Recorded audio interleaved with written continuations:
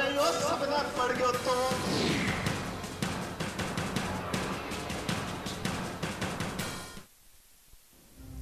नमस्कार, स्वागत है आप सभी का न्यूज इंडिया में और आपके साथ मैं हूं आयुषी नेगी और मैं हूं आपके साथ ऋचा सिंह।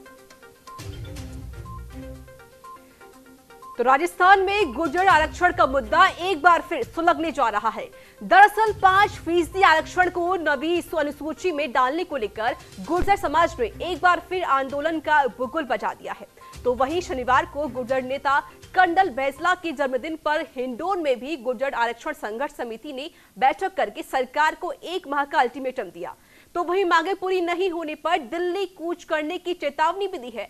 समाज का कहना है कि एसबीसी में शामिल गुर्जर सहित अन्य जातियों को नौकरियों में 5% आरक्षण का लाभ नहीं दिया जा रहा और 2019 में गुर्जर आंदोलन के दौरान गहलोत सरकार ने विभिन्न मुद्दों के साथ गुर्जर संघर्ष समिति में समझौता किया था, लेकिन अभी तक मांगे पूरी नहीं हो गई हैं। आपको बता दें कि सचिन पायलट ने भी सीएम अशोक गहलोत को गुर्जर समुदाय और जाति पिछड़ा वर्ग समुदाय को 5% आरक्षण देने के वादे की याद दिलाई है। सचिन पायलट ने कहा कि चुनावी घोषणा के बावजूद राज्य में हुई कई भर्तियों में भी अभी तक इस आरक्षण को लागू नहीं किया गया है। तो आपको बता दें कि एक बार फिर गुर्जर आरक्षण को 9वीं अनुसूची में डालने की मांग गुर्जर समाज के द्वारा की गई है। अगर मांगे नहीं मानी गई तो दिल्ली में कूच करने की चेतावनी गुर्जर समाज के द्वारा दी गई है। आपको बता दें कि राज्य सरकार और साथ ही केंद्र सरकार को अल्टीमेटम गुर्जर सरकार की तरफ से, माफ कीजिएगा, गुर्जर समाज की तरफ से दिया गया है। केंद्र सरकार को 15 दिन का अल्टीमेटम दिया गया है, जबकि राज्य सरकार को भी यहां पर अल्टीमेटम दिया गया है।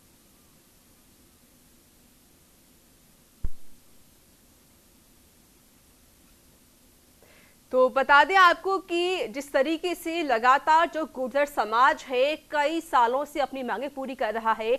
हालांकि जब कांग्रेस की सरकार बनी थी तो घोषणा की गई थी कि जब हमारी सरकार बनती है तो हम आपकी मांगे पूरी करेंगे, लेकिन उस बात को 1.5 साल हो चुका है आयुषी, वो मांग अभी तक पूरी नहीं की गई है। जो गुर्जर समाज के जो लोग हैं वो लगातार इस मांग की बात करने की पूरी बात कर रहे हैं। उनका ये भी कहना है अगर हमारी मांग पूरी नहीं होती है तो हम आंदोलन करेंगे। बिल्कुल, और कहीं ना कहीं जिस प्रकार से ऋचा सचिन पायलट ने इस बीच पत्र लिखा है, सचिन पायलट जिस प्रकार से गुर्जर समाज से ही आते तो काफी महत्व उनके पत्र का भी निकाला जा रहा है और माना यह जा रहा है कि अगर गुर्जरों की तरफ से आंदोलन किया जाता है, और क्योंकि आने वाले दिनों में पंचायत चुनाव भी आने हैं और इस बीच अगर गुर्जर समाज आंदोलन करता है तो उसका कहीं ना कहीं खामियाजा राज्य सरकार को भुगतना भी पड़ सकता है अगर मांगे नहीं मानी गई तो। बिल्कुल तुमने सही कहा आयुषी, अगर मांगे पूरी नहीं मानी जाती है तो पंचायती राज जो चुनाव आ रहे हैं इसको लेकर उन्हें सरकार को काफी बड़ा नुकसान हो सकता है। क्योंकि सचिन पायलट ने जिस तरीके से मुख्यमंत्री को एक पत्र लिखा था, उन्होंने कहा था कि आपने घोषणा की थी,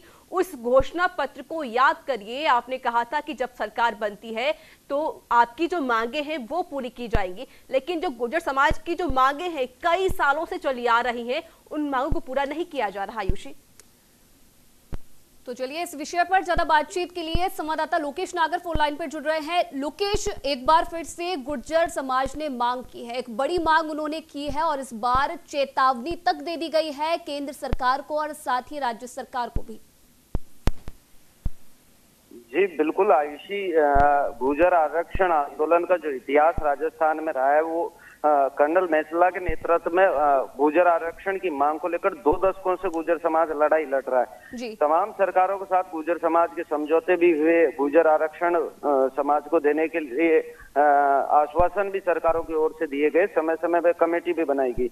इसी संदर्भ को लेकर मुख्यमंत्री अशोक गहलोत के साथ वर्ष 2011 और 2019 में गुर्जर समाज का आरक्षण व भर्तियों में जो बैकलॉग बढ़ने की मांग है उसको लेकर 2 बार समझौते हो चुके हैं, लेकिन अभी तक इस मांग को पूरा नहीं किया गया, जिसकी वजह से पूरे गुर्जर समाज में आक्रोश था। देवनारायण बोर्ड का गठन हो, चाहे देवनारायण योजना के तहत तमाम जो योजना संचालित प्रदेश में गुर्जर समाज के लिए की जा रही थी, क्योंकि गुर्जर समाज की सबसे बड़ी मांग रही है कि गुर्जर समाज जो गाँव में रहता है, पशु पालन का काम करता है और तमाम जो आर्थिक रूप से पिछड़ापन गुर्जर समाज में है, तो गुर्जर समाज के जो बच्चे हैं उन्हें एजुकेशन से जोड़कर मुख्य धारा में लाया जाए।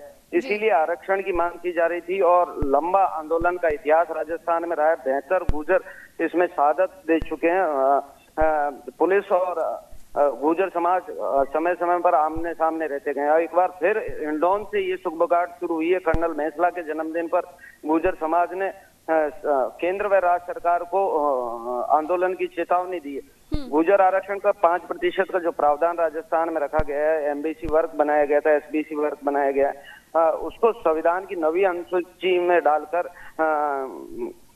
विधेयक लाने की मांग भी लोकसभा में गुर्जर समाज की है। तो केंद्र सरकार को गुर्जर नेता कर्नल बैंसला की ओर से ये सीधे चेतावनी दी गई है कि यदि 1 माह में लोकसभा में ये बिल नहीं लाया जाता है और बैकलॉग की जो मांग राजस्थान सरकार से है, भर्तियों में 5% आरक्षण के इम्प्लीमेंट की, देवनारायण बोर्ड के गठन की और देवनारायण योजना के तहत जो भी योजनाएं संचालित हो रही हैं उन्हें सही बजट के साथ। बिल्कुल लोकेश नागर, लगातार मांगे की जा रही हैं, जो गुर्जर समाज है वो भी, उनके अंदर एक रोष भी व्याप्त है। लेकिन लोकेश, अगर हम बात करें कि जो सचिन पायलट ने पत्र लिखा था उन्होंने अशोक गहलोत को, उन्होंने कहा था कि आप अपने घोषणा पत्र को याद करिए। आपने कहा था जब सरकार बनेगी तो हम सारी मांगे पूरी करेंगे, लेकिन उस बात को 1.5 साल हो चुका है लोकेश, अभी तक जो गुर्जर समाज की जो मांगे थी वो पूरी नहीं हुई है। जी आयुषी, बिल्कुल बता दें कि ये जो सचिन पायलट ने पत्र लिखा है, ये एक प्रतिनिधि मंडल मिला था सचिन पायलट से अभी हाल ही के दिनों में। और राजस्थान में ऐसे हजारों एमबीसी वर्ग के अभ्यर्थी हैं जो अपनी नियुक्ति की बाट जो रहे हैं, क्योंकि 5% जो आरक्षण है वो एमबीसी वर्ग को दिया गया है। उस कैटेगरी को 5% आरक्षण का लाभ नहीं मिल रहा है। इसीलिए लंबा एक बैकलॉग भी है भर्तियों में, जहाँ पद क्रिएट नहीं किए गए थे। और तो गुर्जर समाज और तमाम एमबीसी वर्ग में जितनी जातियां हैं सभी ये मांग कर रहे थे कि जो सरकार इन मांगों पर ध्यान दे। इसके लिए बाकायदा एक अभियान चलाया गया था एमबीसी वर्ग के द्वारा। 163 चुने हुए प्रतिनिधियों के पत्र मुख्यमंत्री अशोक गहलोत को सौंपकर ये मांग की थी कि जल्दी इस पर फैसला लिया जाए। लेकिन लगातार अनदेखी के बाद एक बार फिर गुर्जर समाज ने आंदोलन की राह पकड़ ली और सरकार को स्पष्ट संकेत दे दिए हैं। और इस कोरोना काल में यदि गुर्जर एक बार फिर आंदोलन की राह पकड़ते हैं तो प्रदेश की जनता को दोहरी मार झेलनी पड़ सकती है, क्योंकि हमेशा गुर्जर समाज की ओर से जब भी आंदोलन हुए कहा गया है कि शांतिपूर्ण आंदोलन किया जाएगा। लेकिन लोकेश आप बने रहिए हमारे साथ। यहाँ पर लखबीर सिंह शेखावत भी जुड़ रहे हैं। लखबीर, जिस तरीके से एक बार फिर से गुर्जर समाज की आंदोलन की जो मांग है, आरक्षण की जो मांग है, वो एक बार फिर से सुलग पड़ी है, बीजेपी की तरफ से क्या कुछ प्रतिक्रियाएं फिलहाल इस पर देखने को मिल रही हैं? क्योंकि केंद्र में बीजेपी की सरकार है तो केंद्र सरकार को भी यहां पर अल्टीमेटम जारी किया गया है। फिलहाल क्या कुछ प्रतिक्रिया बीजेपी की तरफ से अभी तक आई है? जी बिल्कुल आयुषी, बता दूं कि गुर्जर आरक्षण आंदोलन की वापस से अगर नींव रखी जाती है तो देखना बेहद ही दिलचस्प होगा, क्योंकि गुर्जर आरक्षण राजस्थान के इतिहास में एक बेहद ही रोचक आंदोलन रहा है जी। 14 साल से ये आंदोलन चला आ रहा है। तो वहीं देखा जाए तो भाजपा के शासन में भी गुर्जर आंदोलन हुए हैं, तो वहीं अब कांग्रेस के शासन में भी गुर्जर आंदोलन देखने को मिल सकता है अगर उनकी मांगे नहीं मानी गई तो, क्योंकि अल्टीमेटम दे दिया गया है। वहीं केंद्र सरकार को चेताया गया है। भाजपा के लिहाज से देखा जाए तो अप्रैल 2019 में जब कर्नल किरोड़ी सिंह बैंसला ने भाजपा का दामन एक बार फिर से थामा था, उसके बाद में गुर्जर आरक्षण आंदोलन की जो समितियां थी वो 2 राह पर चली गई थी। ऐसे में अब अगर जब भाजपा को भी अल्टीमेटम दिया गया है तो केंद्र का जो नेतृत्व है वो कहीं ना कहीं इस पर सतर्क होगा, क्योंकि प्रदेश में अब भाजपा विपक्ष की भूमिका निभा रही है। और इस आंदोलन एमबीसी से जुड़ा आंदोलन है, इस पर प्रदेश भाजपा की मुख्यमंत्री जो पूर्व मुख्यमंत्री रही वसुंधरा राजे, वो कहीं ना कहीं सक्रिय भूमिका में भी रहती थी और इस जो मुद्दा था इसको प्रायोरिटी पर रखती थी। तो ऐसे में अब शायद गुर्जर आंदोलन को समझाइश का मामला होगा, क्योंकि केंद्र को सचेत किया गया है। तो ऐसे में आगामी दिनों में देखने को मिलेगा, क्योंकि 1-2 दिनों में ही अब स्थिति स्पष्ट हो जाएगी। अगर आंदोलन होता है तो वैसे देखा जाए तो कोरोना क्राइसिस चल रहा है, ऐसे में बड़ा आंदोलन अगर करते हैं तो बहुत ही राजस्थान को क्षति होगी, क्योंकि गुर्जर समाज एक ऐसा समाज है जो संगठित समाज है और जब भी आंदोलन करता है तो उग्र आंदोलन हो जाता है। तो राजस्थान को बहुत दुगनी मार भी पड़ती है, क्योंकि सबसे पहले पटरियों पर गुर्जर समाज पहुंचता है तो रेल गाड़ियां रोक दी जाती है, लाखों करोड़ों का नुकसान होता है और वहीं राजकीय हानि भी राजस्थान में देखने को मिलती है। तो ऐसे में गुर्जर आरक्षण का आंदोलन जो है अगर वापस से राजस्थान में देखने को मिलता है तो बहुत हानि होगी।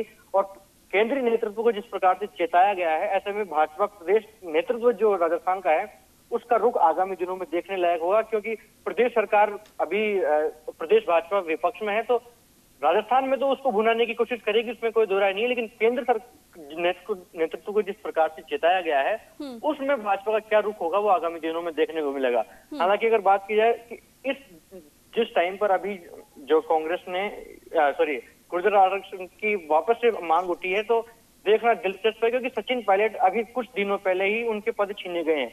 उसके बाद में शायद इसको इस तरीके से भी लिया जा सकता है कि ये गुर्जर समाज का एक शक्ति प्रदर्शन भी हो सकता है, क्योंकि अभी गुर्जर समाज से बड़े नेता हैं सचिन पायलट और उनके पास कोई बड़ा कद नहीं है, बड़ा पद नहीं है। तो ऐसा भी हो सकता है कि प्रदेश नेतृत्व, प्रदेश सरकार को चेताने के लिए गुर्जर आरक्षण आंदोलन किया जा रहा हो कि वापस से सचिन पायलट की वापसी हो सके, क्योंकि सचिन पायलट ने भी कल पत्र लिखा है और मुख्य रूप से इस बात को उठाया गया है। जी, लेकिन लखवीर सोचने वाली बात है, क्योंकि इलेक्शन भी आने को है, अगर इस बीच गुर्जर समाज की मांगे को लेके आ जाना, आंदोलन होना, अगर मांगे पूरी नहीं होती तो हो सकता है शायद इसका खामियाजा कांग्रेस को भुगतना पड़े।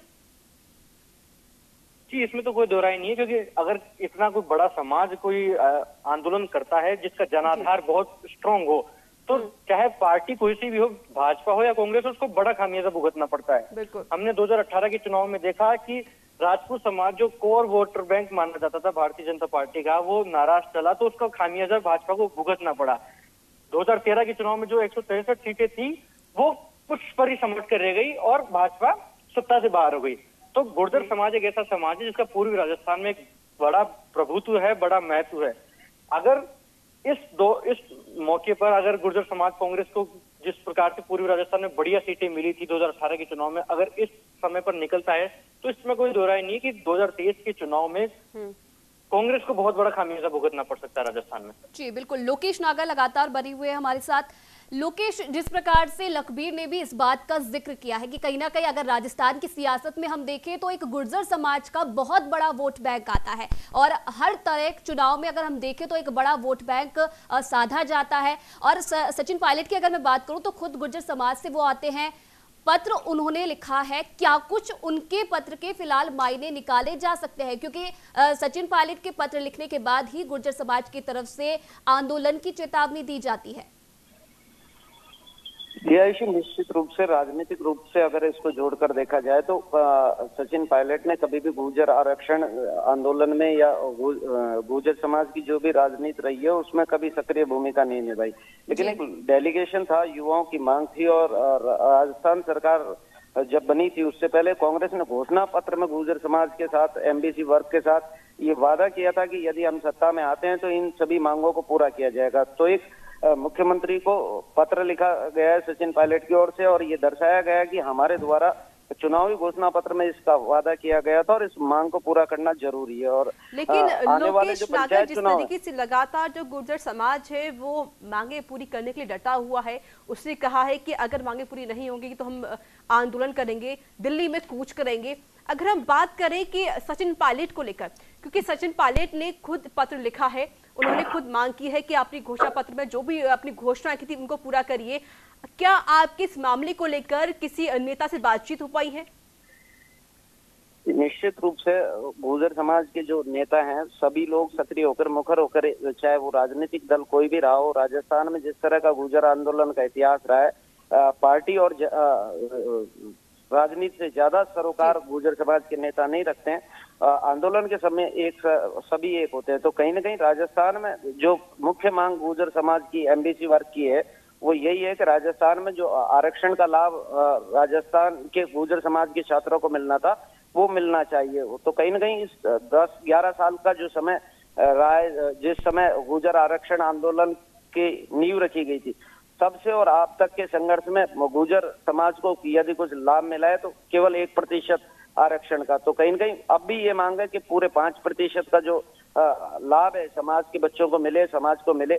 और कहीं ना कहीं देवनारायण योजना के तहत जो तमाम वादे गुर्जर समाज के साथ किए गए थे उसका लाभ भी बच्चों को मिले, क्योंकि ना तो अभी छात्रवृत्ति मिल रही है देवनारायण योजना के तहत, ना ही अन्य जो लाभ मिल रहे थे उन्हें भी काट छांट कर बहुत सीमित कर दिया गया, क्योंकि देवनारायण योजना के तहत छात्राओं को स्कूटी समेत, पाठ्यक्रम सहित, छात्रावास सहित तमाम सुविधाएं देने का वादा किया गया था और कुछ समय मिला भी समाज को लाभ। लेकिन उसके बाद धीरे धीरे इसमें कटौती करते हुए आज स्थिति है दोनों योजनाएं, चाहे वो देवनारायण बोर्ड हो या देवनारायण योजना, दोनों ही चीजें बजट की कमी से जूझ रही है। तो कहीं न कहीं मांग रखी गई है और गुर्जर समाज की ओर से एक बार फिर मुखर होकर ये सरकारों को जता दिया गया है, यदि हमारी मांगों को पूरा नहीं किया गया तो हम एक बार फिर सड़क और पटरियों पर संघर्ष करेंगे। और इसकी नींव कल रख दी गई है। कल गुर्जर समाज ने आरक्षण संघर्ष समिति के बैनर के तले हिंडौन में ये सर्वसम्मति से फैसला ले लिया है कि 1 महीने में यदि इन मांगों को पूरा नहीं किया जाता तो समाज एक बार फिर से आंदोलन की राह पकड़ेगा। जी, तो यहाँ पर हमारे साथ विजय बैंसला जी भी जुड़ रहे हैं, सदस्य हैं ये आरक्षण संघर्ष समिति के। बहुत बहुत स्वागत है विजय बैंसला जी न्यूज इंडिया में आपका। नमस्कार मैडम जी, थैंक यू आपने मेरे को कॉल किया। जी विजय बैंसला जी, जिस प्रकार से एक बार फिर से आरक्षण की मांग आप लोगों के द्वारा की गई है राज्य सरकार से, क्या कुछ लगता है अगर मांगे नहीं मानी गई तो क्या आगे की रणनीति रहने वाली है आप लोगों की? मैडम इसमें आपको इसको 2 तरीके से देखना पड़ेगा।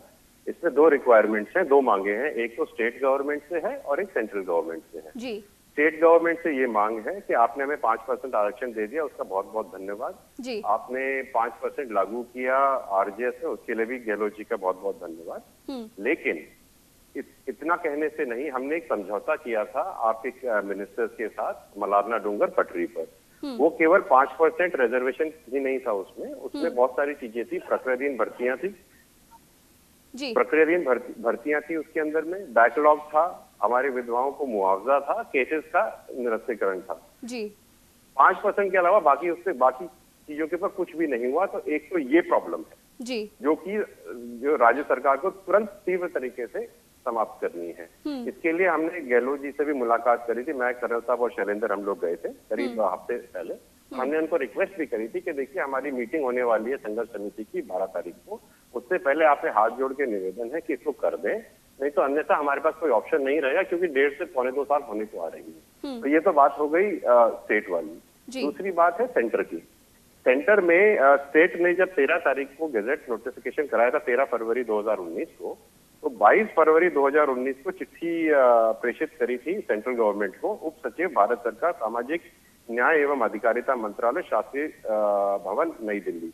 उसका विषय था राजस्थान पिछड़ा वर्ग, मैं पढ़ के सुना देता हूँ। राजस्थान पिछड़ा वर्ग राज्य की शैक्षणिक संस्थाओं में सीटों और राज्यों के अधीन सेवाओं में नियुक्तियों और पदों का आरक्षण संशोधन अधिनियम 2019 के संविधान के अनुच्छेद 31 ख के अंतर्गत संविधान की नवी अनुसूची में सम्मिलित कराए जाने बाबत। इसका मतलब यह है कि 22 फरवरी 2019 को रिक्वेस्ट जा चुकी है स्टेट गवर्नमेंट की सेंट्रल गवर्नमेंट को जी, कि इसको नवी अनुसूची में डाला जाए। जी, अब इसके बाद में मैं स्वयं खुद प्रकाश जावड़ेकर जी माननीय जी के पास भी मैं गया था, ये चिट्ठी की कॉपी लेकर के मैंने उनको दिया था, रिक्वेस्ट किया था कि समाज आपको बहुत उज्जवल नजरों से देख रहा है कि आप ये कृपया करके करें।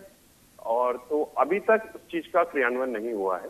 समाज में अब काफी रोष है, खास करके इस बात को लेकर के कि मराठा रिजर्वेशन में से लग गया है जी। तो अब लोकसभा का सत्र भी आ रहा है, तो हमने समाज ने यही कहा एक मश्त होकर के कि 1 महीने के अंदर अंदर आप कृपया करके सेंट्रल गवर्नमेंट इसको कृपया करके एग्जीक्यूट करें, नवी अनुसूची में डालें। आपका सत्र भी चालू हो रहा है, अन्यथा समाज को निराश होकर के दिल्ली की तरफ कूच करना पड़ेगा। और इसमें केवल राजस्थान के गुर्जर नहीं, सारे गुर्जर सम्मिलित होंगे, क्योंकि ये गुर्जरों के साथ विश्वास वाली बात है। जी विजय बैंसला जी, जिस तरीके से कल सचिन पायलट ने भी इन तमाम मांगों को लेकर मुख्यमंत्री अशोक गहलोत को पत्र लिखा था और आप भी इस बात का जिक्र कर रहे हैं कि कहीं ना कहीं आप इन सभी चीजों को लेकर पहले कई केंद्रों के मंत्रियों से भी मिल चुके हैं, क्या कुछ लगता है, क्योंकि अब दोनों तरफ ये मामला पहुंच चुका है, क्या कुछ लगता है, क्योंकि और कल से लोकसभा का जो मानसून सत्र है उसकी भी शुरुआत हो रही है, क्या लगता है क्या हरी झंडी मिल सकती है इस पूरे मामले को? मैडम ये तो मैं नहीं बताऊंगा, ये तो आप सेंट्रल वाले जो मिनिस्टर्स हैं उनसे ही पूछेंगे, वही बता पाएंगे। मैं तो उतना ही बता सकता हूँ जितना मेरे एरिया ऑफ कंसर्न में है जी। तो मैं तो इतना हाथ जोड़ के रिक्वेस्ट कर रहा हूँ कि कृपया करके नवी अनुसूची में डालें। पूरा भारत का गुर्जर अब सेंटर की तरफ देख रहा है और मैं जानता हूँ, मानता हूँ कि सेंटर की जो गवर्नमेंट है काफी संवेदनशील है गुर्जरों के लिए, और वो गुर्जरों को और राजस्थान के गुर्जरों को खास करके नवी अनुसूची में 5% आरक्षण डालेगी, इसका मेरे को विश्वास है और पूरा भरोसा है जी। लेकिन गुर्जर, सारे देश के गुर्जर अब सेंटर की तरफ टकटकी लगा करके देख रहे हैं कि कौन किसके ऊपर खड़ा हो सकता है। बिल्कुल बिल्कुल, ये तो देखने वाली बात होगी। लेकिन विजय जी, आप गुर्जर आरक्षण संघर्ष समिति के सदस्य भी हैं, आपकी तरफ से मांगे की जा रही हैं, लगातार आप संघर्ष भी करते आ रहे हैं। देखा जा रहा है कई सालों से आपकी मांगे हैं कि 5% का आरक्षण गुर्जर समाज को दिया जाए।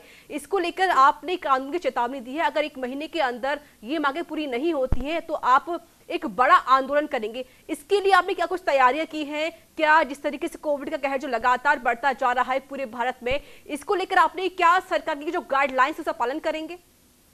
मैडम, सरकारों की गाइडलाइंस तो वैसे भी 21 तारीख से खत्म हो रही है ना जी, है ना।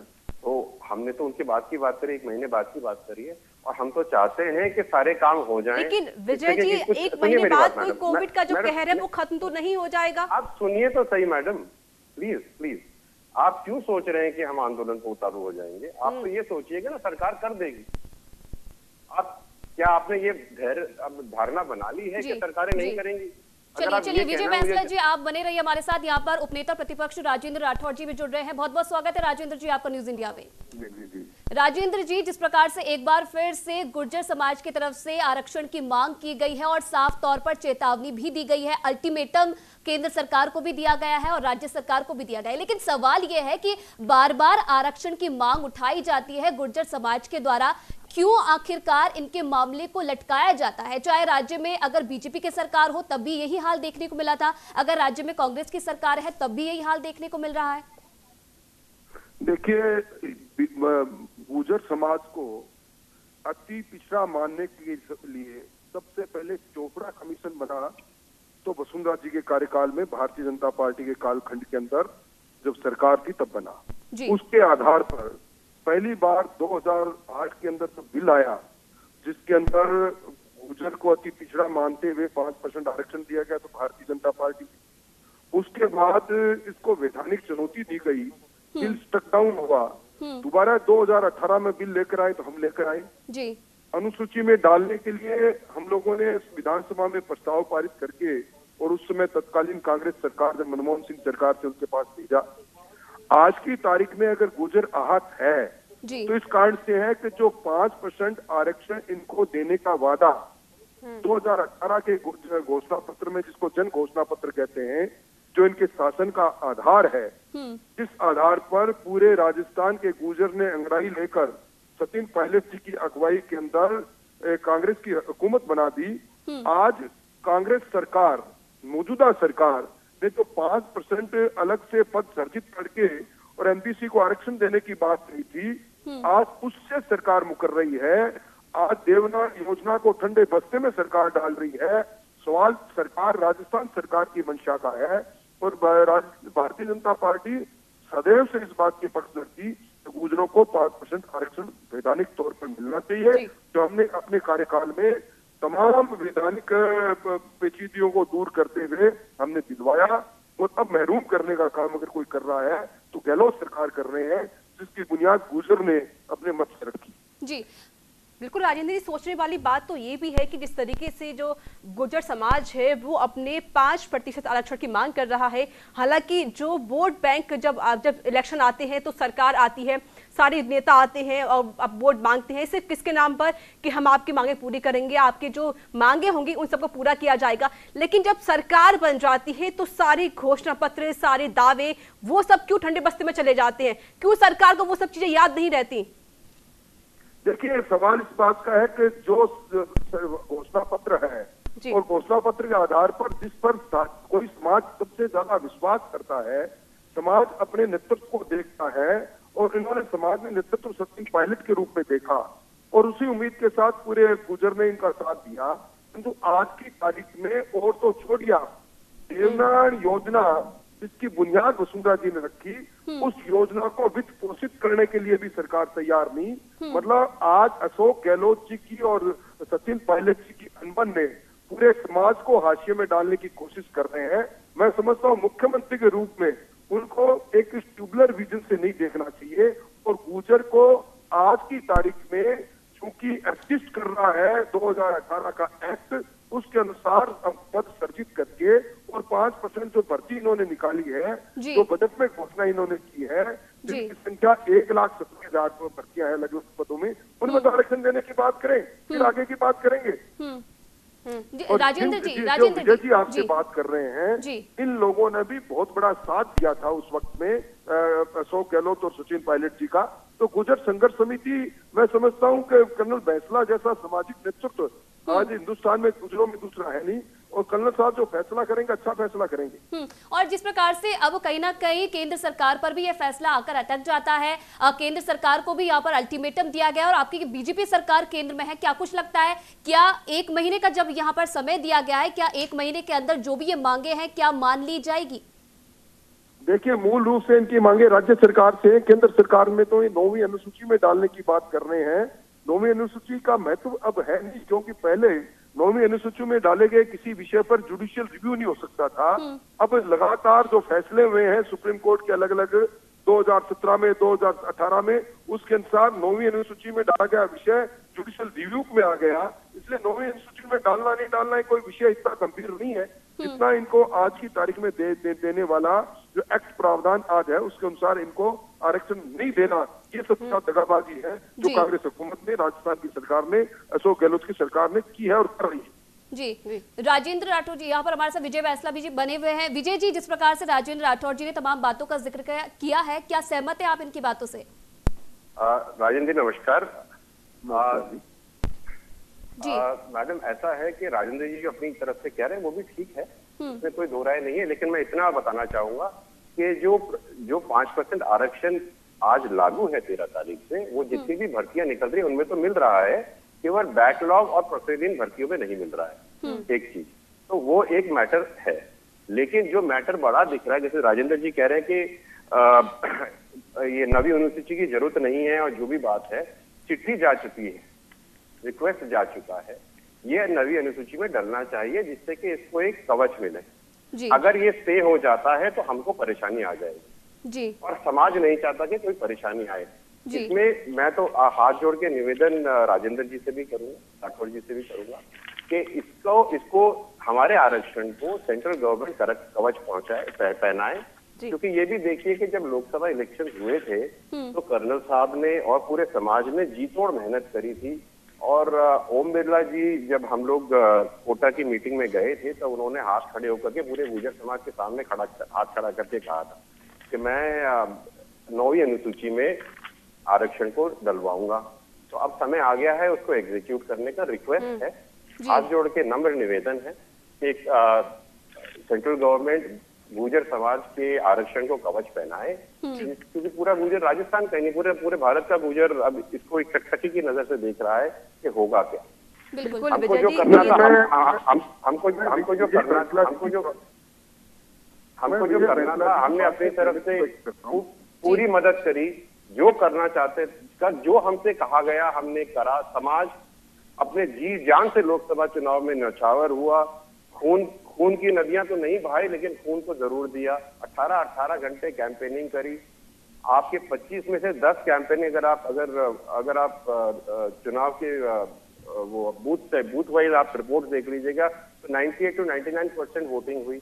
हम सब इस बात को समझते हैं, जानते हैं, और जो स्टेट बीजेपी टीम है उसको भी अच्छी तरह से पता है। और ऐसा नहीं है कि हम किसी के बाद लालचन या कोई बात करें, लेकिन ये रिक्वेस्ट है कि कृपया करके समाज के इतने 20 सालों के संघर्ष को भी ध्यान रखें, और जब हम एक ऐसी जगह पहुंच गए हैं जहां पे कवच पहनाना अनिवार्य हो जाता है, जी बिल्कुल तो विजय जी, कवच पहनाना बहुत अनिवार्य हो जाता है। बीजेपी ने हमें बहुत मदद करी है पिछले कार्यकाल में भी, इसमें कोई दो राय नहीं है, जैसे राजेंद्र जी कह रहे हैं। अब थोड़ी सी जगह बची है, ये भी कर देंगे तो बहुत अच्छी बात। चलिए जवाब जान लेते विजय बैंसला जी, राजेंद्र जी क्या कहना चाहेंगे? निश्चित तौर पर भारतीय जनता पार्टी ने 9वीं अनुसूची में इसको डालने के लिए पहले भी विधानसभा में वसुंधरा जी कालखंड में प्रस्ताव पारित किया था, हमने भेजा भी था, परंतु चूंकि 2007 के बाद 9वीं अनुसूची के अंदर कोई भी सब्जेक्ट पूरे देश में गया नहीं, इसलिए वो रुका हुआ है। हम भी कोशिश करेंगे, हम अपनी बात से सहमत है, हम मुकर नहीं रहे। विजय बैंसला जी ने सही कहा, उस वक्त हमने भी कहा था कि 9वीं अनुसूची में डालने के लिए अब भी हम समाज के साथ कंधे से कंधा मिला के कोशिश करेंगे। परंतु सवाल इस बात का है कि 2011 के अंदर जो समझौता हुआ था उसमें जो 4% अतिरिक्त पदों का एनबीसी में करने की बात थी, वो तो कम से कम करें। तो जो अभी चिट्ठी लिखी है सचिन पायलट जी ने, उन्होंने उन सारे चीजों का जिक्र भी किया है। उस पर राज्य सरकार प्रति इनको दबाव बनाना चाहिए। केंद्र सरकार का तो एक लिमिटेड इशू है, उस इशू के लिए राज्य सरकार की तरफ से कैबिनेट में अगर प्रस्ताव जाएगा तो निश्चित तौर पर हम उसको आगे बढ़ाने की बात करेंगे। परंतु सरकार पहले आज की तारीख में गुजरों को देवनार योजना से लेकर सब जगह पर एक पॉलिटिकल विजन के कारण से, क्योंकि सचिन जी से बनती नहीं, इस कारण से करिए उचित मैं नहीं मानता जी। लेकिन राजेंद्र जी, सबसे बड़ी बात यह है कि सरकार कोई भी हो, चाहे बीजेपी की हो या कांग्रेस की सरकार, अब राज्य फिलहाल तो कांग्रेस की सरकार है, लेकिन सरकार पहले बीजेपी की भी थी। कई जब सरकारें आती हैं तो दावे वादे बहुत ज्यादा किए जाते हैं, जब सरकार बन जाती है तो सभी अपने दावे और वादे होते हैं उनको भूल जाता है, और वहीं पर जो समाज है जो लगातार मांग करता है अपनी, उनको फिर छोड़ दिया जाता है, उनकी मांगे पूरी नहीं की जाती है। देखिए, मैं आपकी बात से इसलिए सहमत नहीं हूँ, हमने वादा किया था, हम सत्ता में थे, हर 2 महीने के बाद हमारी कर्नल बैसला साहब की अगुवाई में पूरी समिति है। लेकिन राजेंद्र जी, ये कोई अभी का मामला नहीं है, ये कई सालों से मांग को कर रहे हैं। मैं इस बात को मानता हूँ जी, इनकी मांग और इनका संघर्ष की बुनियाद त्याग पर खड़ी है, बलिदान पर खड़ी है, उसको मैं सलूट करता हूँ। परंतु हम लोगों ने जब हम सत्ता में थे कमेटी बनाकर हर 3 महीने में समीक्षा करते थे कि आरक्षण की कोई पेचीदगी नहीं आ जाए और देवनार योजना आगे बढ़े। कम से कम कोई कैबिनेट सब कमेटी तक नहीं बनाई इनके कांग्रेस के कालखंड में। और ये विजय फैसला में सहमत है या नहीं मुझे मालूम नहीं, पर पूरे सरकार की बुनियाद राजस्थान में 5% गुजर रहता है। उसने जब अंगड़ाई ली तो कम से कम 7-8% मतों को प्रभावित कर गया, और उसका परिणाम हम सत्ता से बाहर है 0.5% से ही। जी राजेंद्र जी, अगर बात करें इससे पहले के इतिहास की, तो सबने, पूरे राजस्थान ने, पूरे देश ने तस्वीरें देखी है जब जब गुर्जर समाज की तरफ से आंदोलन किया गया है, सबने वो तस्वीरें देखी है। लेकिन सवाल ये है कि आखिरकार आंदोलन की नौबत क्यों आ जाती है? चाहे बीजेपी की वसुंधरा सरकार रही हो या फिर कांग्रेस की अशोक गहलोत सरकार रही हो, क्यों पहले अगर आप घोषणा पत्र निकालते हैं, अगर आप तमाम मांगों को उस घोषणा पत्र में रखते हैं, तो उसी समय उसे पूरा कर दिया क्यों नहीं जाता है? क्यों आखिरकार ये नौबत आन पड़ती है कि अल्टीमेटम यहाँ पर सरकार को दिया जाना चाहिए, या फिर क्यों आंदोलन के बाद यहाँ पर कह देनी चाहिए? देखिए, हमने तो घोषणा पत्र में घोषणाएं की थी, उसको अमली जामा पहनाया, ये मैं कह सकता हूँ। और जहाँ आप इशारा कर रहे हो, हम उसको कोई अच्छी बात नहीं मानते, वो किसी भी कालखंड में हुआ हो, उसकी शर्मिंदगी भी है उन बलिदानियों के लिए। ऐसा फिर वापस नहीं आए। पुरानी चूक और पुरानी भूल हमें सबक देती है। इसलिए मैं आगाह करता हूँ कांग्रेस सरकार को कि वो सचिन पायलट जी की बात को नहीं करके कर्नल बैसला से सीधी बात करें, क्योंकि कर्नल बैसला इस सामाजिक आंदोलन के प्रणेता है और नेता है। जी चलिए, यहाँ पर हमारे साथ प्रोफेसर विक्रम सिंह गुर्जर जी जुड़ रहे हैं, प्रदेश अध्यक्ष हैं ये अखिल भारतीय गुर्जर महासभा के। बहुत बहुत स्वागत है विक्रम सिंह गुर्जर जी आपका न्यूज इंडिया में। धन्यवाद जी। विक्रम सिंह जी, जिस प्रकार से एक बार फिर से आरक्षण की मांग गुर्जर समाज के द्वारा की गई है, साफ तौर पर यह कहा गया है कि मैनिफेस्टो जो कांग्रेस सरकार की तरफ से निकाला गया था उसमें तमाम वादे किए गए थे गुर्जर समाज के लिए, लेकिन उन वादों को कहीं ना कहीं पूरा नहीं किया गया है और अब चेतावनी तक यहाँ पर समाज की तरफ से दे दी गई है। क्या कुछ कहेंगे? नहीं, निश्चित रूप से जो वादा किया था कांग्रेस सरकार ने उसको पूरा करना चाहिए। और ये 2011 के अंदर भी समझौता हुआ था गुर्जर आरक्षण संघर्ष समिति और तत्कालीन कांग्रेस सरकार के बीच में कि जब रिजर्वेशन क्लियर हो जाएगा 5%, उसके बाद 2011 जनवरी के बाद जितने भी पद निकलेंगे उनमें हम 1% के अलावा 4% छाया पद जो है वो उपलब्ध कराएंगे। जब भी अब समय आ गया है, गुर्जर समाज जो है 2011 से जो समझौता हुआ था उसको हमारी कांग्रेस सरकार को पूरा करना चाहिए। और आज जो कर्नल बैसला साहब और अभी विजय जी बोल रहे थे और राठौड़ साहब बोल रहे थे, निश्चित रूप से मैं बिल्कुल ये कहना चाहूंगा, राठौड़ साहब का भी बड़ा अच्छा रोल रहा है इसमें भारतीय जनता पार्टी का जी। और उन्होंने बिल्कुल 5% आज जो आरक्षण समाज को मिल रहा है उसमें नो डाउट की भारतीय जनता पार्टी का भी बहुत बड़ा योगदान रहा है। लेकिन कांग्रेस सरकार जो है पूरी तरह से इसमें सजग है। माननीय पायलट साहब ने इस बात को लेकर, चूंकि वो जब प्रदेश अध्यक्ष थे उन्होंने वादा किया था कि हम जो है 5% आरक्षण जो है, आरक्षण की मांग चली आ रही है गुर्जर समाज की प्रक्रियाधीन भर्तियों में, और जो छाया पद है वो पूरी तरह से देंगे। और उन्होंने ये लेटर लिखा है, मैं उनको धन्यवाद देना चाहता हूँ आप सबके माध्यम से। लेकिन न्यूज विक्रम इंडिया सिंह के माध्यम से न्यूज इंडिया ने पहले संकेत भी दिए थे 10-15 दिन पहले कि जो है सचिन पायलट एक पत्र लिख सकते हैं मुख्यमंत्री को। तो मैं इसके लिए आप लोगों को बहुत बहुत धन्यवाद भी देना चाहता हूँ कि आपने पहले इस बात को पूरे जो है देश और प्रदेश के सामने लाए थे। आज वो बात पूरी हो गई है। कल जो लेटर लिखा है माननीय सचिन पायलट साहब ने, हम पूरी तरह से पूरे गुर्जर समाज की ओर से हम उनका आभार व्यक्त करते हैं कि उन्होंने जो वादा किया था अध्यक्ष रहते हुए उसको निभाया है। और मैं ये कहना चाहूंगा 2019 में भी जब विधानसभा के पटल पर यह बात रखी गई थी, विधानसभा जो एक्ट बना था 5% आरक्षण का, उस समय भी उन्होंने आकर के पूरे मीडिया से और देश और दुनिया को कहा था कि हमारी जो मांग थी वो पूरी हो गई है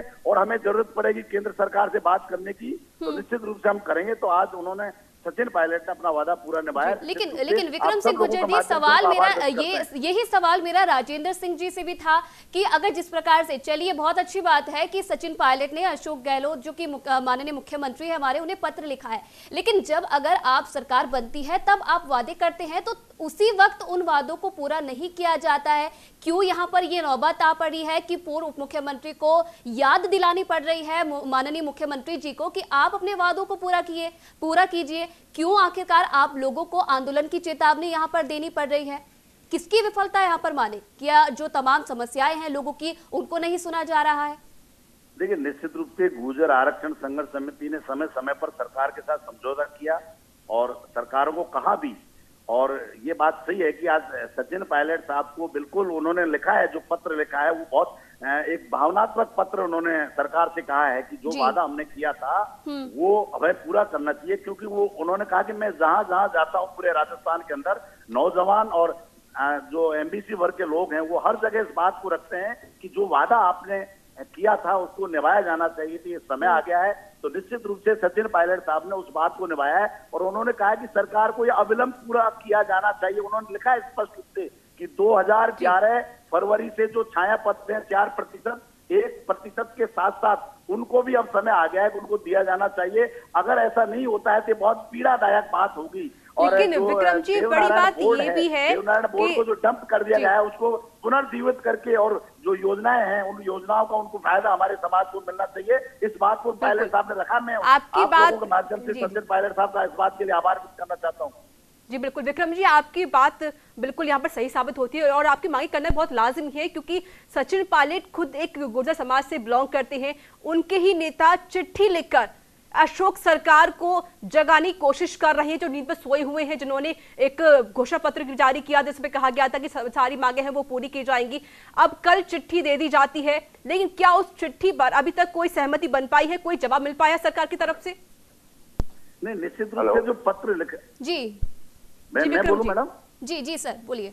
हाँ, जो पत्र लिखा है माननीय पायलट साहब ने, निश्चित रूप से अध्यक्ष रहते हुए उन्होंने जो वादा किया है वो जो घोषणा पत्र में अपनी जब बात रखता है प्रेसिडेंट पीसीसी का, जो प्रेसिडेंट के नाते उन्होंने रखा, वो न केवल सचिन पायलट ने रखा बल्कि अखिल भारतीय कांग्रेस कमेटी के अध्यक्ष और जो हमारा जो घोषणा पत्र समिति है स्टेट की और केंद्र की, वो हाईकमान आला कमान की सहमति से घोषणा पत्र जारी होता है। तो निश्चित रूप से हमें पूरा भरोसा है कि आला कमान का जो निर्णय है माननीय अशोक गहलोत जी इस मामले में संवेदनशील है और हमें पूरा भरोसा है कि अब समय की डिमांड है और हमारा जितने भी जो लीडरशिप है, चाहे वो पॉलिटिकल लीडरशिप हो, सामाजिक लीडरशिप हो, इवन में भारतीय जनता पार्टी के राजेंद्र राठौड़ जी भी बोल रहे हैं कि अब समय आ गया है कि गुर्जर समाज को जो 2011 से जो 4% आरक्षण है छाया पद के रूप में, 1% तो हमें मिल रहा था, 4% 2011 से और अभी प्रक्रियाधीन जो बढ़ती हैं उन सब में 5% आरक्षण दिया जाना चाहिए। इसके लिए स्पेशल रिक्रूटमेंट जो है करके सरकार जो है तुरंत इस कार्रवाई को करे। जी राजेंद्र जी, अगर मैं आपसे एक सवाल मेरा ये भी रहेगा, जिस तरीके से सचिन पायलट खुद चिट्ठी लिखकर बोलते, क्योंकि वो एक खुद पूर्व डिप्टी सीएम भी रहे हैं अशोक सरकार में, उन्होंने चिट्ठी लिखी है, अभी तक चिट्ठी का कोई जवाब नहीं आया है अभी तक, तो इसको लेकर क्या देखते हैं आप? देखिए, आज इस सरकार की बुनियाद जहाँ रखी है वो सचिन पायलट का श्रम है जी।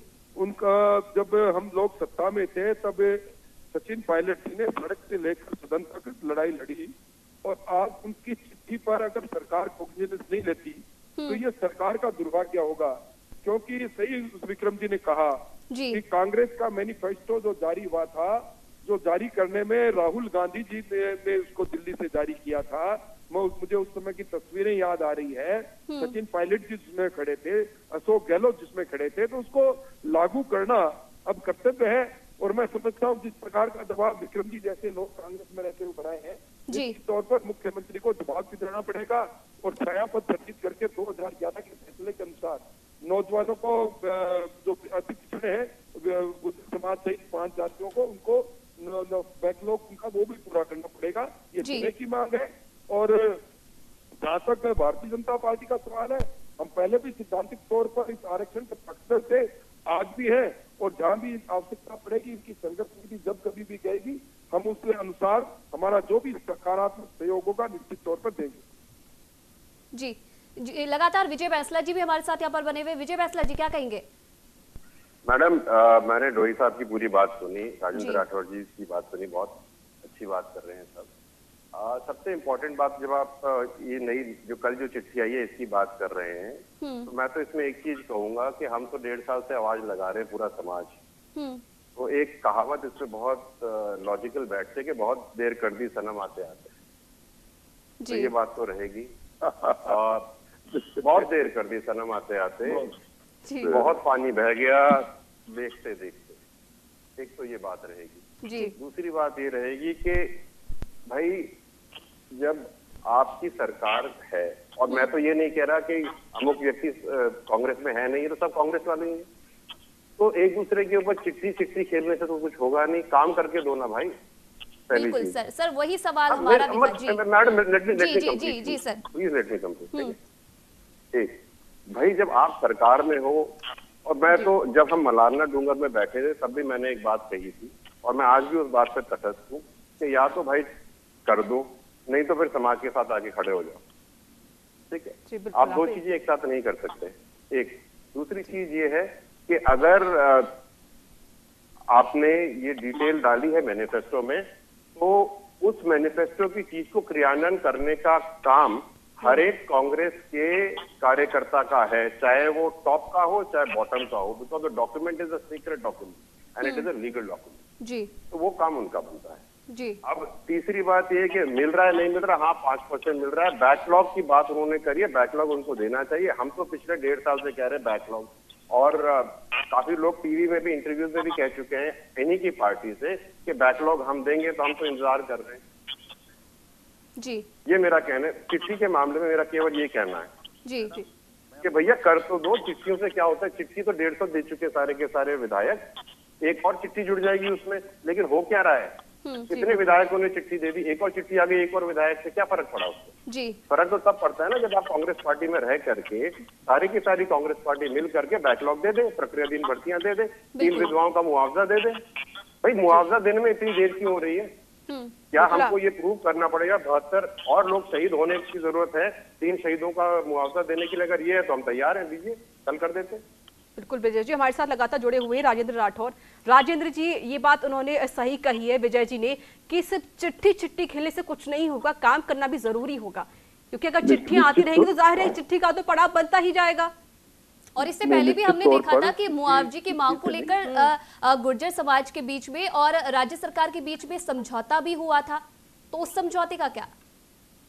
देखिए, निश्चित तौर पर जब समझौता होता है किसी समाज और सरकार के बीच में जी, तो सरकार में बैठे सभी लोग चाहे किसी भी पद पर हो, पर अपने आप को सरकार का हिस्सा अगर मानते हैं तो उन सबका कर्तव्य हो जाता है कि उसको लागू करें। ये बात सही कही कि कर्नल बैंसला ने अपनी जिंदगी के बहुत से बसंत इस समाज को दे दिए, लड़ाई में दे दिए, और आखिर सचिन पायलट जी ने जिस मोड़ पर चिट्ठी लिखी है उनको तो उसके लिए धन्यवाद तो दूंगा, परंतु चिट्ठी बहुत पहले लिखी जानी चाहिए थी मुख्यमंत्री पद पर रहते हुए भी, पर अब भी देर आए दुरुस्त आए। उनकी एक आवाज है कांग्रेस में वो उनका एक कद है। निश्चित तौर पर जब उनकी चिट्ठी गई है तो चिट्ठी के आधार पर अगर कार्रवाई नहीं हुई तो सचिन जी को तेवर दिखाने चाहिए और बगावती तेवर के साथ अपने समाज की अगुवाई करनी। लेकिन राजेंद्र जी, अब विजय जी ने कहा है कि चिट्ठियां तो बहुत आती है, चिट्ठी देने से या लेने से कुछ नहीं होगा, काम करना जरूरी होगा। निश्चित तौर पर काम करना जरूरी होगा, निश्चित तौर पर काम करना जरूरी होगा। और मैं तो ये कह सकता हूँ, हालांकि मैंने मेरे नेतृत्व से बात नहीं की है, परंतु मैं गुर्जर के लिए जो मंत्रिमंडलीय समिति बनी थी उसका मैं चेयरमैन था, उस नाते मैं मेरे नेतृत्व से बात करके जो अवसर बन पड़ेगा, जो सहयोग चाहिएगा, हम सहयोग करेंगे। चलिए राजेंद्र जी, आप बने रहिए हमारे साथ। यहाँ पर निजाम कुरैशी जुड़ रहे हैं, कांग्रेस नेता है। बहुत बहुत स्वागत है निजाम जी आपका न्यूज इंडिया में। जी निजाम जी, क्या आप तक मेरी आवाज आ रही है? मैडम मैं बात करना चाहूंगा विक्रम।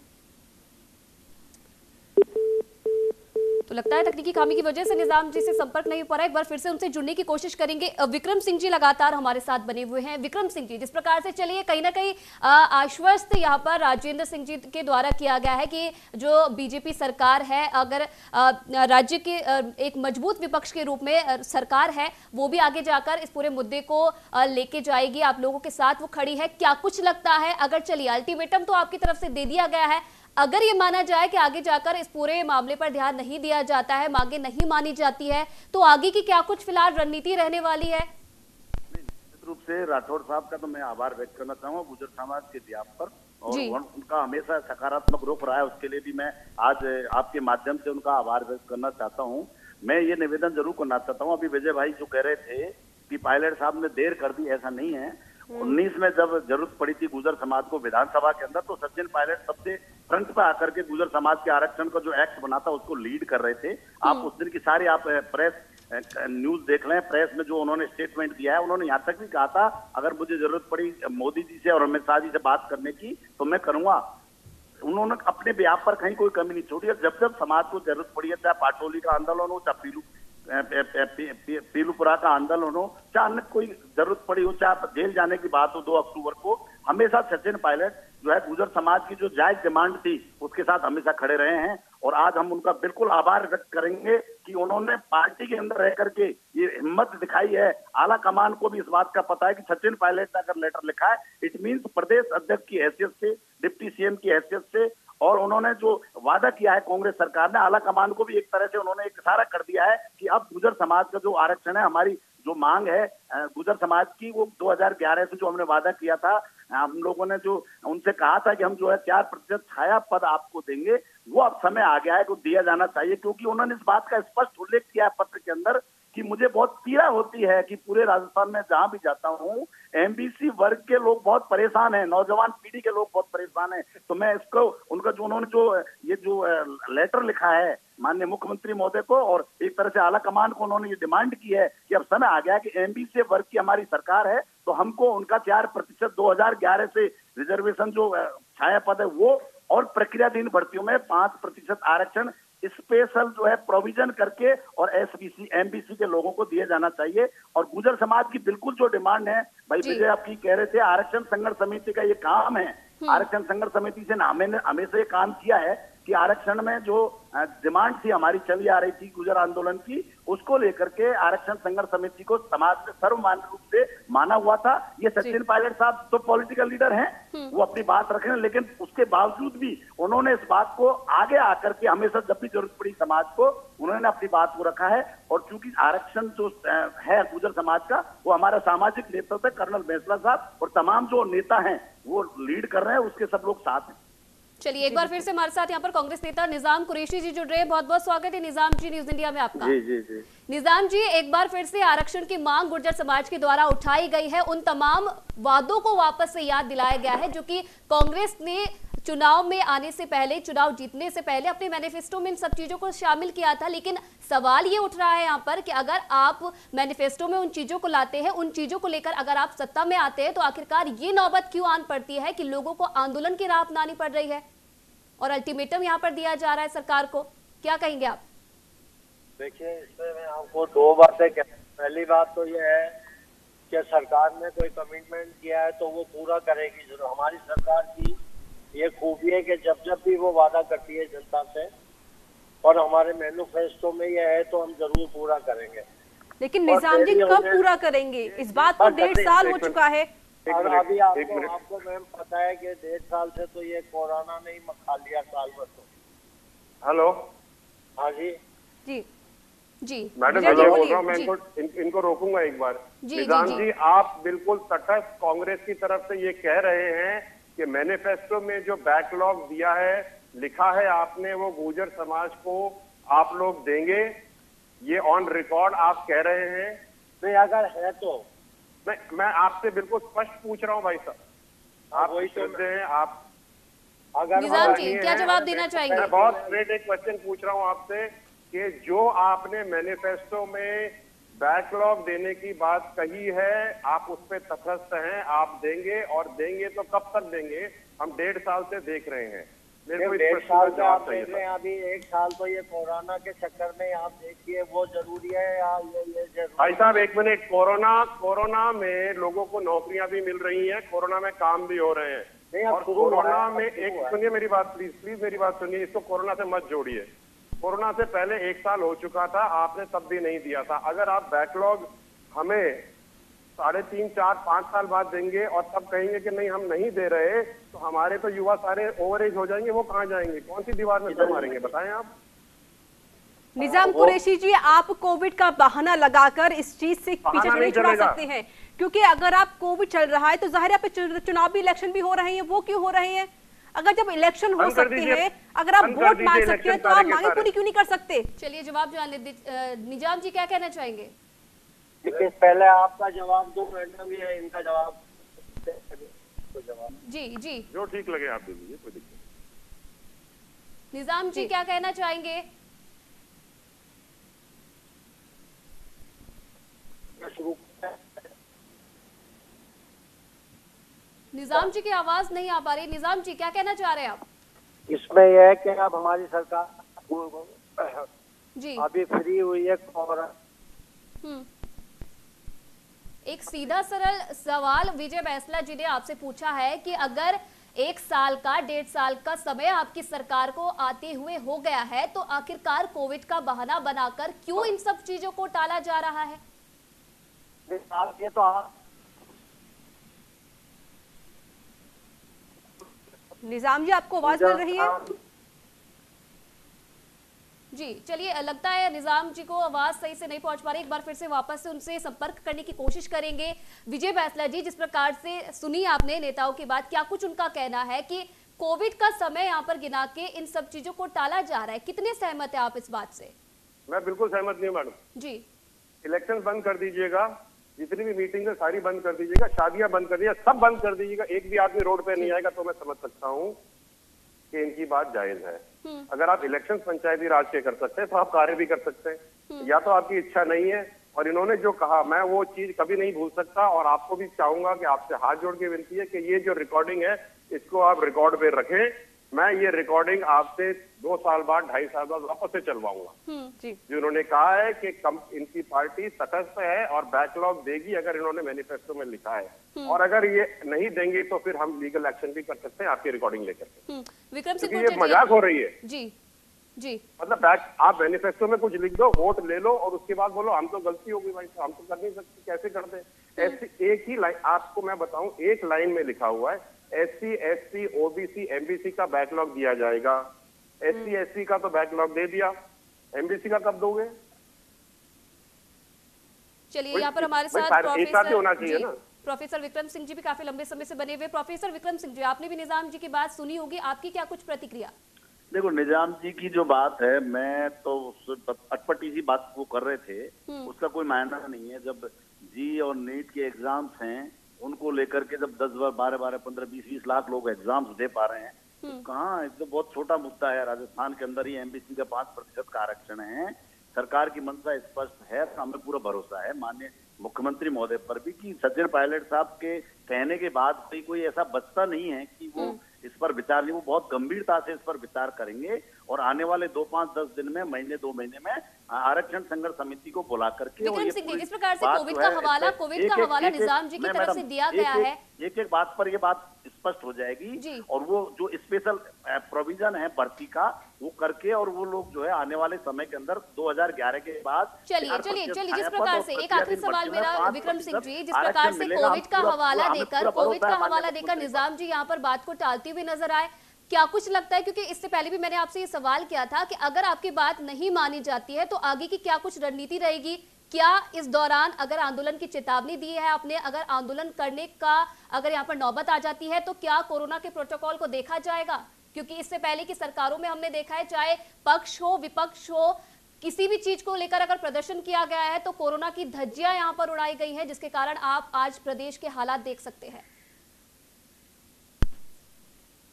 हेलो जी विक्रम सिंह जी।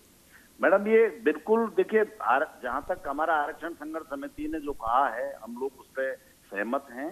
और जब कांग्रेस पार्टी या भारतीय जनता पार्टी, जो भी पॉलिटिकल पार्टी आज देश के अंदर जो भी उनको बात कहनी होती है, वो सोशल डिस्टेंसिंग का पालन करते हुए जो अपना बना हुआ है आईसीएमआर के जो रूल्स बने हुए हैं, एमएचए की जो गाइडलाइंस हैं, उसके अकॉर्डिंग जो है आज बहुत बड़े बड़े आंदोलन पूरे देश के अंदर हो रहे हैं, चाहे वो कांग्रेस पार्टी ने किए हो, चाहे भारतीय जनता पार्टी ने किए हो। तो गुर्जर समाज भी पूरी एमएचए की जो गाइडलाइंस हैं भारत सरकार की, उसके तहत उसमें रखते हुए अपनी बात को कह सकता है और कहने का हमारा अधिकार है। जब और ये पॉलिटिकल पार्टियां जब आंदोलन कर रही हैं तो निश्चित रूप से गुर्जर समाज को भी आंदोलन से कैसे रोका जा सकता है अगर जरूरत पड़ी तो। जी बिल्कुल, आपने सही कहा, कैसे रोका जा सकता है। भले ही जब सरकार आती है, जब इलेक्शन के टाइम आता है तो सरकार बहुत सारे दावे वादे करती है, लेकिन उन दावे वादों को कभी पूरा नहीं किया जाता। जब सरकार बन जाती है तो सरकार अपने सारे दावे वादे भूल जाती है। तो इसी के साथ हमारे जिस तरीके से हमारे साथ लगातार मेहमान जुड़े हुए थे, लोकेश जी बहुत बहुत शुक्रिया आपका, प्रोफेसर विक्रम सिंह आपका बहुत बहुत शुक्रिया, राजेंद्र राठौर जी आपका बहुत बहुत शुक्रिया, विजय जी आपका बहुत बहुत शुक्रिया, और लखवीर आपका भी बहुत बहुत शुक्रिया हमसे जुड़ने के लिए और तमाम हमसे जानकारी। जिस प्रकार से गुर्जर आरक्षण आंदोलन की एक बार फिर से चेतावनी गुर्जर समाज की तरफ से दे दी गई है, केंद्र सरकार को 30 दिन का अल्टीमेटम दिया गया है और राज्य सरकार को 15 दिन का अल्टीमेटम यहाँ पर दिया गया है। साफ तौर पर कहना है कि अगर मांगे नहीं मानी गई, बातों को उनकी नहीं सुना गया, तो आंदोलन की तरफ अब गुर्जर समाज रुख करेगा। फिलहाल देखने वाली बात यह है कि क्या कुछ राज्य सरकार की प्रतिक्रिया इस पूरे मामले पर आ पाती है। फिलहाल इस खास पेशकश में इतना ही। आप देखते रहिए न्यूज़ इंडिया।